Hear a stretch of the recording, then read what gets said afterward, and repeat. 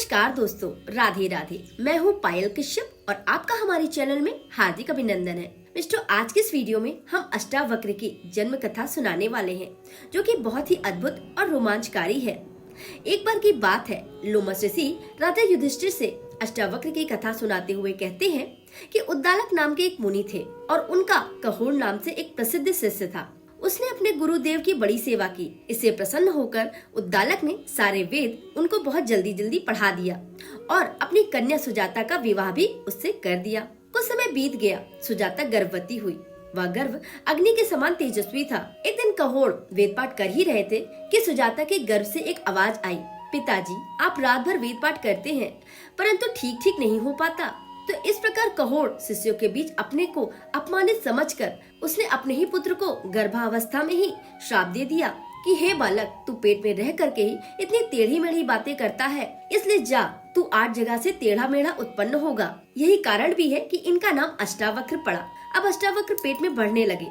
एक दिन सुजाता के पेट में बड़ी पीड़ा हुई। उसने अपने निर्धन पति से धन लाने के लिए प्रार्थना की। कहोड़ धन लेने के लिए राजा जनक के पास गए, किंतु वहाँ बात करने में कुशल बंदी नाम के एक व्यक्ति ने शास्त्रार्थ में उसे हरा दिया। शास्त्रार्थ के नियम अनुसार उन्हें जल में डुबो दिया गया। जब उद्दालक को यह बात पता चली तो उन्होंने सुजाता को जाकर ये सारा वृत्तांत कह सुनाया और यह भी कहा कि अष्टावक्र को इसके विषय में कुछ भी मत कहना। यही कारण वे उद्दालक को ही अपना पिता समझते थे और उनके पुत्र श्वेतकेतु को अपना भाई मानते थे। एक बार की बात है, अष्टावक्र की आयु 12 वर्ष की हो गई थी तो वे उद्दालक की गोद में बैठे थे।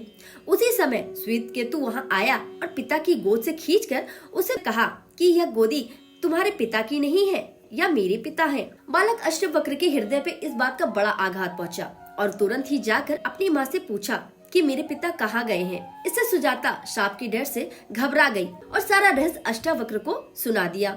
जब अष्टावक्र को यह रहस्य पता चला तो उसने रात्रि में श्वेतकेतु से मिलकर सलाह की और राजा जनक के यज्ञ में चलने के लिए कहा। इस तरह दोनों मामा भांजे राजा जनक के यज्ञ में जा पहुँचे।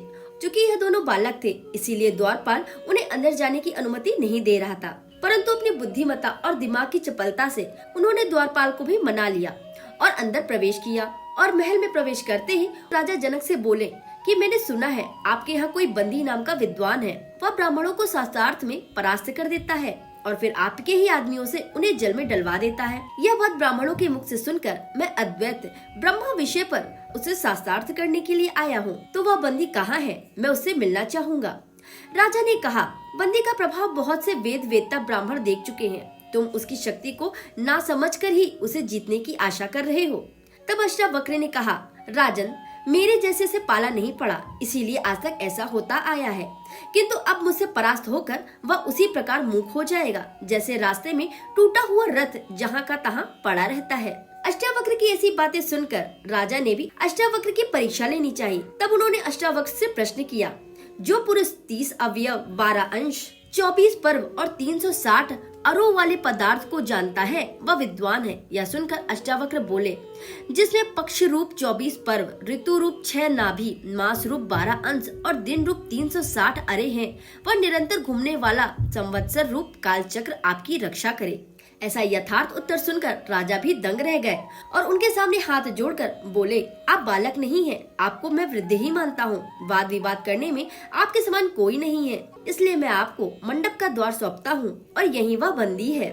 तब अष्टावक्र बंदी की ओर देखते हुए कहते हैं, अपने को अतिवादी मानने वाले हे बंदी, तुमने हारने वालों को जल में डुबोने का नियम कर रखा है, किंतु मेरे सामने तुम बोल नहीं सकोगे। जैसे प्रलयकालीन अग्नि के निकट नदी का प्रवाह सूख जाता है, उसी प्रकार मेरे सामने तुम्हारी वाद शक्ति भी नष्ट हो जाएगी।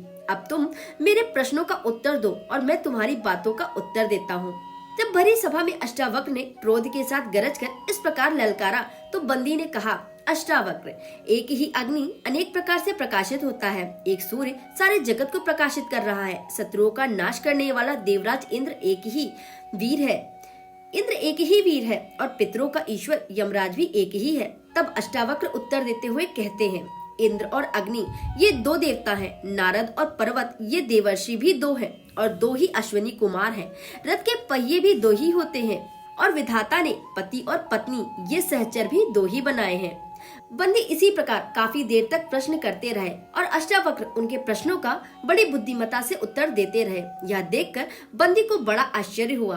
बंदी उनके सामने हाथ जोड़कर सम्मान पूर्वक उनके सामने प्रार्थना की और उनका बहुत तरीके से सम्मान किया। तब अष्टावक्र ने कहा, राजन, यह बंदी शास्त्रार्थ में अनेक विद्वान ब्राह्मणों को परास्त कर जल में डुबवा चुका है। अब इसकी भी तुरंत वही गति होनी चाहिए।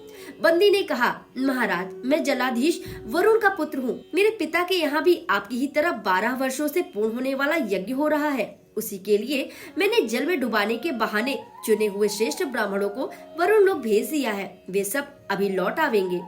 अष्टावक्र जी मेरे पूजनीय हैं। इनकी कृपा से जल में डूबकर मैं भी अपने पिता वरुण देव से शीघ्र मिलने का सौभाग्य प्राप्त करूंगा। चूँकि मैं वरुण जी का पुत्र हूँ तो इसलिए मुझे डूबने का कुछ भी भय नहीं है। ये अष्टावक्र भी बहुत दिनों से डूबे हुए अपने पिता कहोड़ का अभिदर्शन करेंगे। सभा में इस प्रकार बातचीत हो ही रही थी कि समुद्र में डुबाए हुए सभी ब्राह्मण वरुण देव से सम्मानित होकर जल से बाहर निकल आए और राजा जनक की सभा में आ पहुँचे। उनमें से कहोड़ ने कहा, मनुष्य ऐसे ही कर्मों के लिए पुत्रों की कामना करते हैं। जिस काम को मैं पूरा नहीं कर सका था वही मेरे पुत्र ने करके दिखा दिया। फिर वे अपने पिता और मामा श्वेत केतु के सहित वे अपने आश्रम को चले गए। वहाँ पहुंचकर कहोड़ ने अष्टावक्र से कहा, तुम इस समंगा नदी में प्रवेश करो। बस अष्टावक्र ने जैसे ही उसमें डुबकी लगाई उसके सारे अंग सीधे हो गए। उनके संसर्ग से यह नदी भी पवित्र हो गई। तो हे युधिष्ठिर, जो पुरुष इस नदी में स्नान करता है वह सब पापों से मुक्त हो जाता है। राजन, तुम भी द्रौपदी और अपने भाइयों सहित स्नान और आचमन करके इसमें प्रवेश करो। तो मित्रों, या तो थी अष्टावक्र की एक छोटी सी और अद्भुत कथा। उम्मीद करती हूँ कि आपको यह वीडियो पसंद आई होगी। अगर वीडियो पसंद आए तो इसे लाइक करना बिल्कुल ना भूलें। चैनल पर पहली बार विजिट किया है तो इसी तरीके की और भी अद्भुत और रोमांचकारी कथाओं को सुनने के लिए हमारे चैनल को सब्सक्राइब जरूर कर लें। कमेंट सेक्शन में राधे राधे लिखना ना भूलें। नमस्कार, राधे राधे।